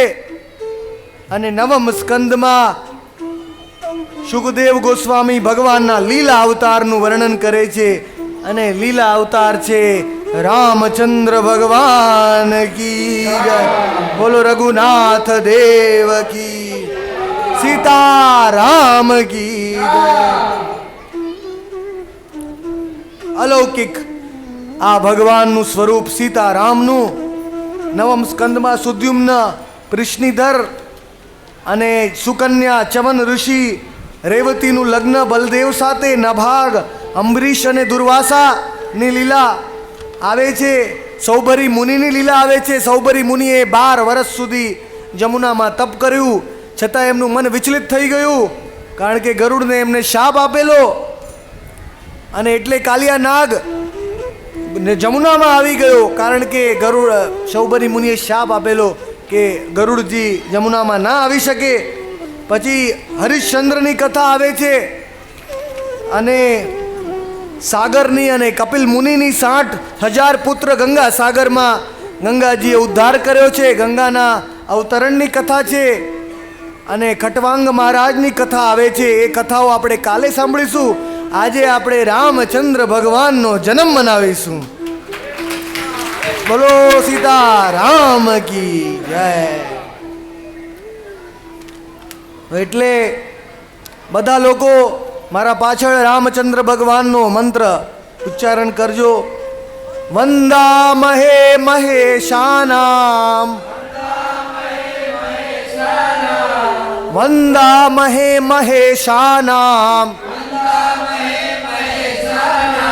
હર કોદંડનમ, जानकी हृदयानंदम, जानकी हृदयानंदम, चंदनम रघुनंदनम, चंदनम रघुनंदनम. महाराज खटवांग ना पुत्र दीर्घबाहु અને દીર્ઘબાહુના પુત્ર બન્યા રઘુ, અને રઘુના પુત્ર અજ, અને અજના પુત્ર બન્યા મહારાજ દશરથ. બોલો દશરથ મહારાજ કી.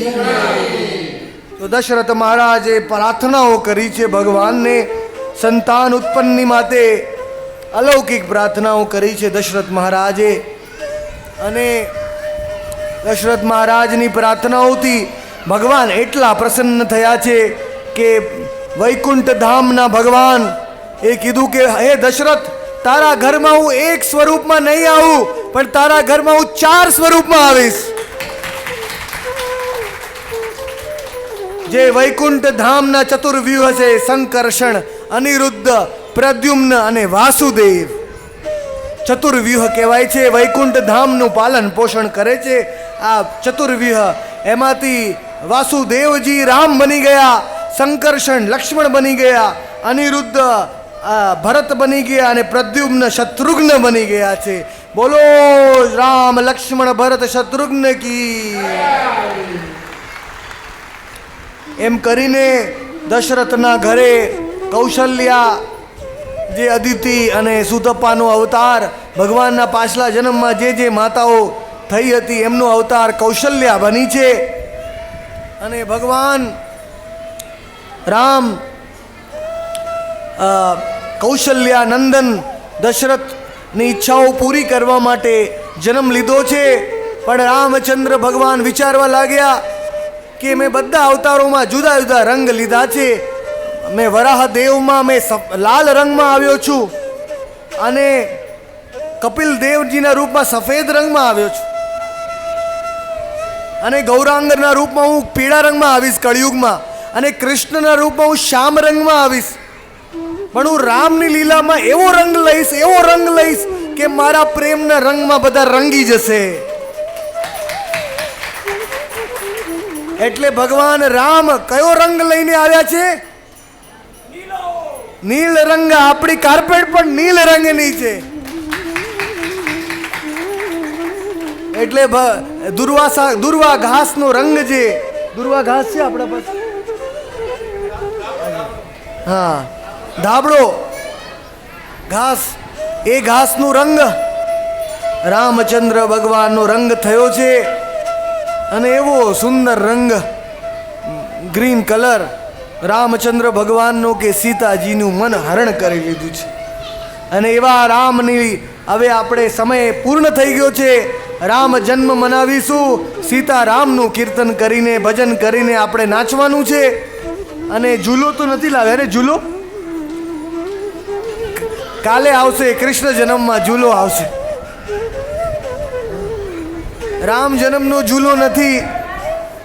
કૃષ્ણ કાલે તો હા કાલે હા મંગાવી લો. ત્યાર સુધી સીતારામનું નામ લઈને રામનો જન્મ મનાવીશું. બોલો સીતારામ જય સીતારામ, સીતારામ જય સીતારામ.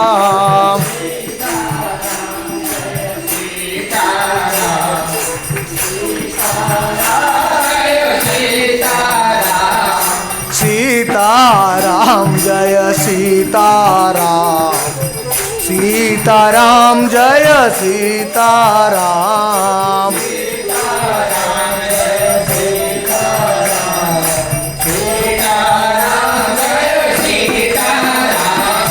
સીતારામ જય સીતારામ, સીતારામ જય સીતારામ.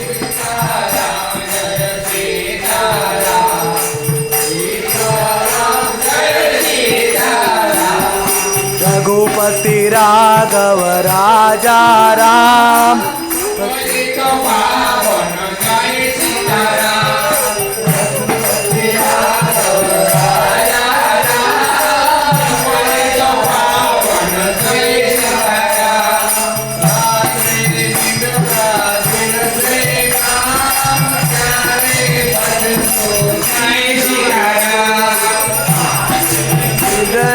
દિવસે કામ ભજતો સીતારામ.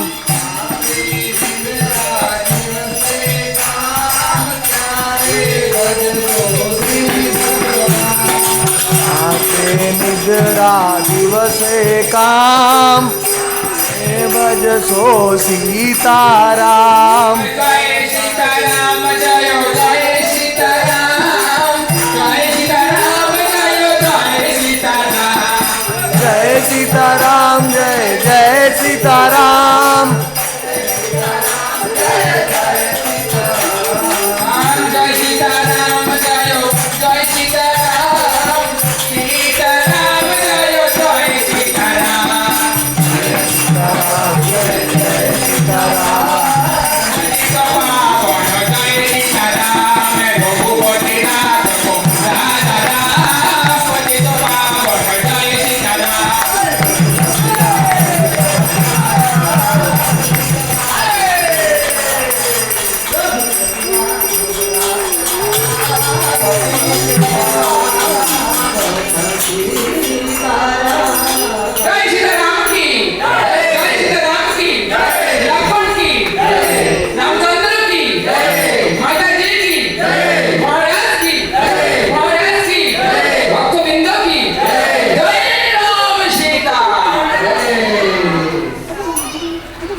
આજે રામ ભગવાનને પંજરીનો વિશેષ પ્રસાદ, આજે તમને સીતારામનો જન્મ થયો તો પ્રસાદ મળે, ભગવાનની કૃપા. પ્રસાદ એટલે કૃપા, એટલે પંજરીનો પ્રસાદ આજે રાખવામાં આવ્યો છે. તો હવે રામ જન્મ પછી આપણે ભાગવત કથાનો અંત કરીએ છીએ. આજે કાલે બંને કૃષ્ણ અને રામને એક સાથે ઝૂલો ઝુલાવી દેજો. આવે છે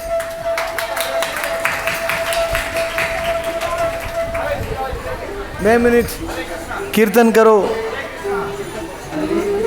હરે કૃષ્ણ હરે Krishna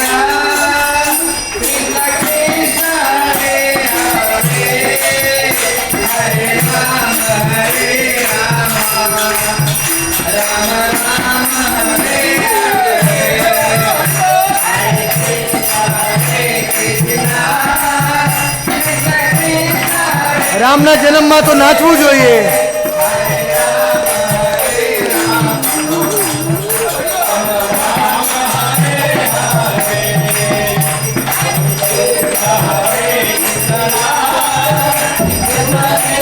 camera live.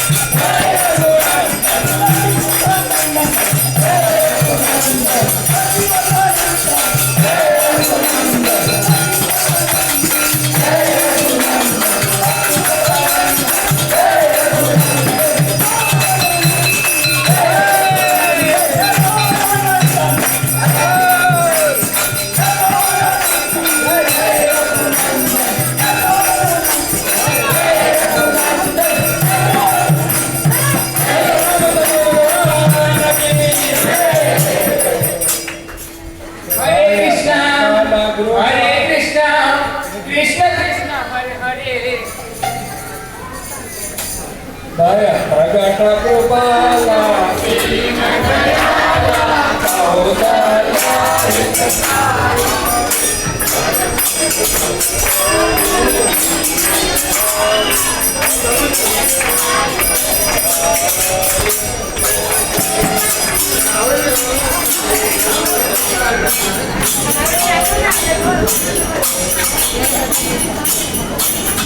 Bahaya pragata krupala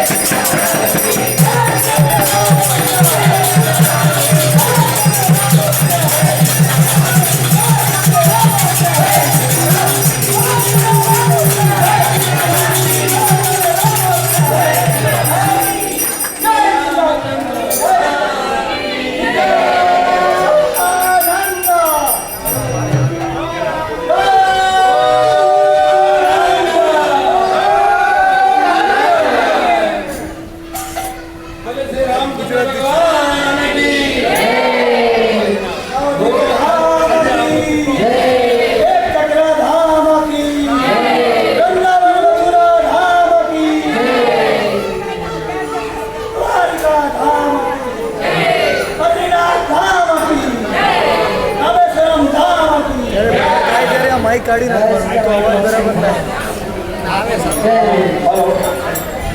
આજની આરતી માટે જેના કાલે મેં નામ ભરેલા છે તેઓ હાજર થઈ જાય અને સવારની પૂજા માટે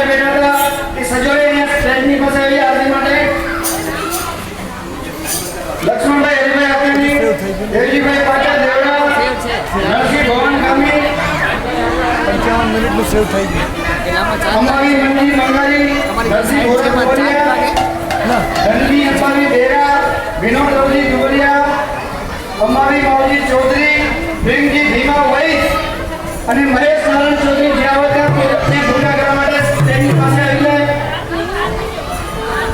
અને તાંડવથી જે મહેમાનો પધારે છે એમને પૂજામાં લાભ લેવાની વિનંતી. અને રાજેન્દ્રદાસજી મહારાજ જે રાપરથી પધારે છે એમના સ્વાગતમાં આપણે બધા જય કરાવીને વધારીશું. બોલે શ્રી રામચંદ્ર ભગવાન કી જય. કૃષ્ણ કનૈયા લાલ કી જય. મહારાજ શ્રી રાપરથી માનવ સેવા પ્રસાદ ધર્માશ્રમથી આવેલ છે.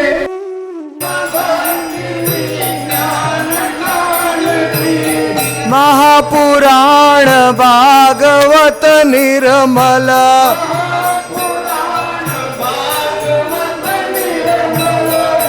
महापुराण भागवत निर्मल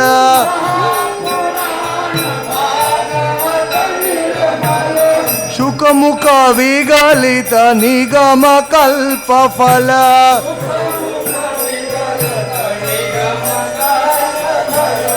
परमानंद सुधार समय कला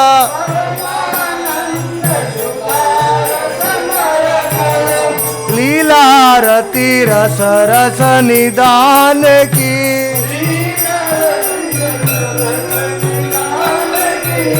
आरती अति पावन पुराण की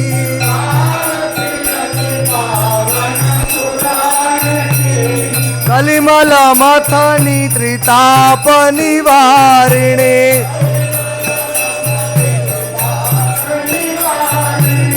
जन्म मृत्युमय भव भयहारिणे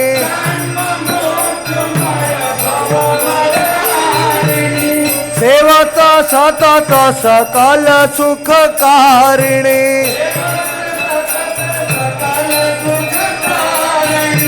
तुम औषधि हरि चरित गान की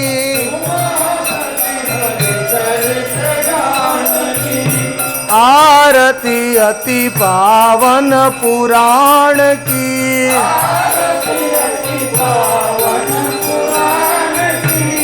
विषय विलास विमोह विनाशिनी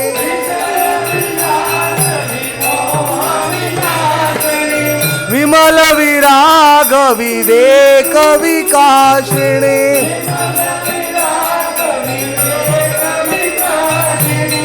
भगवत तत्व रहस्य प्रकाशिनी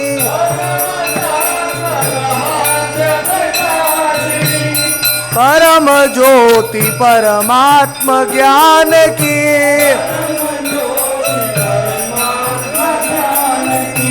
आरती अति पावन पुराण की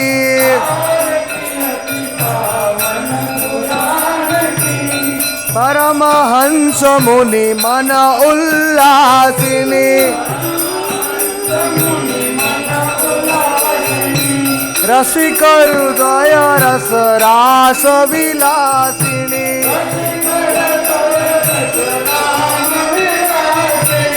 मुक्ति मुक्ति रति प्रेम सदासिनी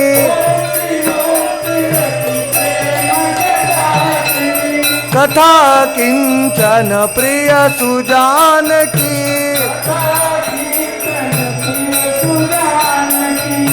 आरती अति पावन पुराण की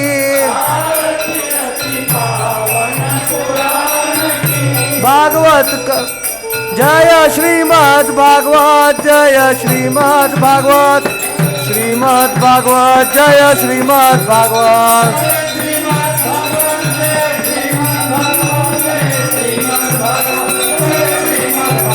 जय महापुराण जय महापुराण महापुराण जय महापुराण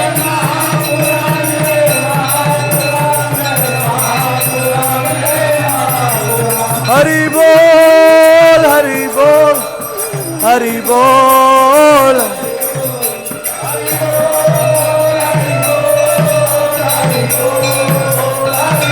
निताई गौर हरि बोल हरि बोल हरि बोल हरि बोल निताई गौर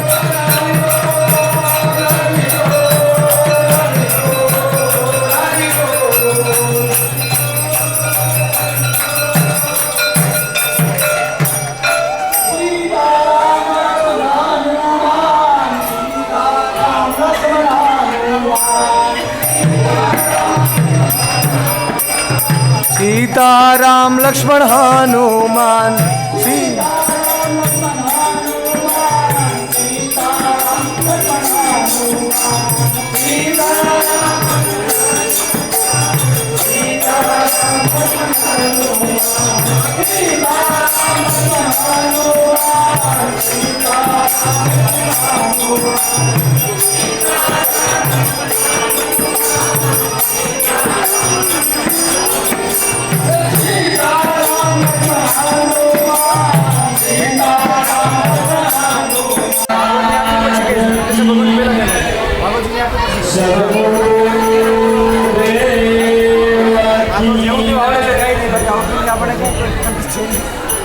नमः पार्वती पते हर हर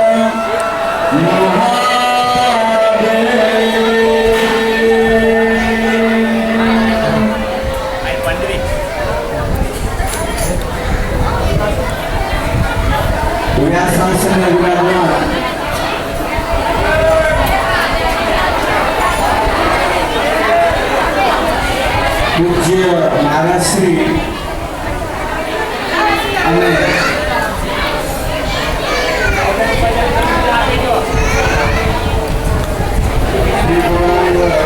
महाराज श्री અને આપણા વાગડના પટેલ સમાજના તમામ ભાઈ બહેનો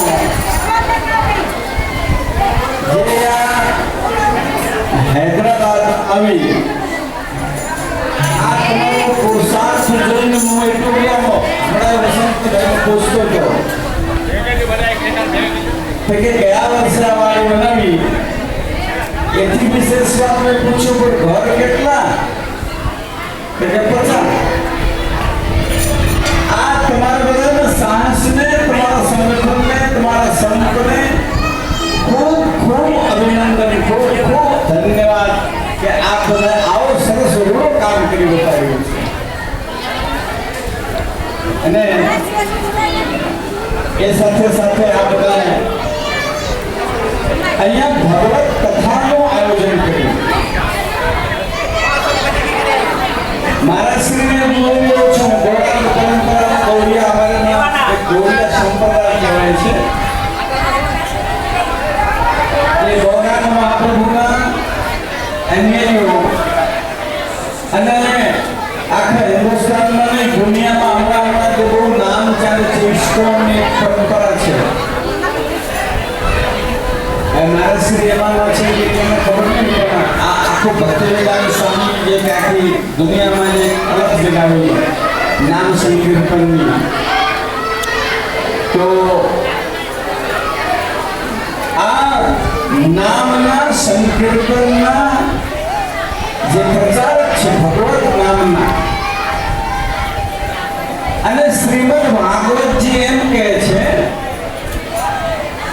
કે કલયુગમાં જીવના ઉદ્ધાર માટે કોઈ સહજ અને સરળ માર્ગ હોય સાધન હોય તો ભગવત નામનું કીર્તન છે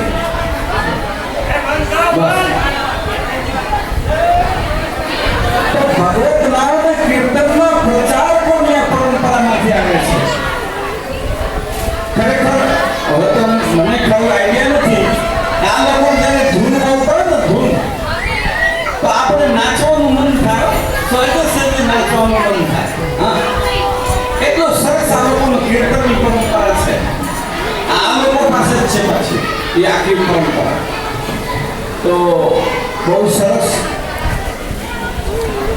વિશેષ તો આપણે હું તો ત્રણ દિવસ રોકાવાનો છું પાછું અને જ્યારે સમયને અનુકૂળતા હશે તો આપણે ચર્ચા કરીશું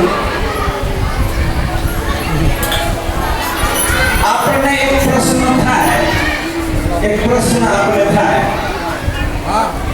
કે આ બધું કરીએ આપણે આ સત્કર્મ જો બીવારી જો અત્યારે હાલમાં પછી હવે તમે બધાએ કઈ રીતે ઉભે છે 3 દિવસમાં મારે જોવાનું થાય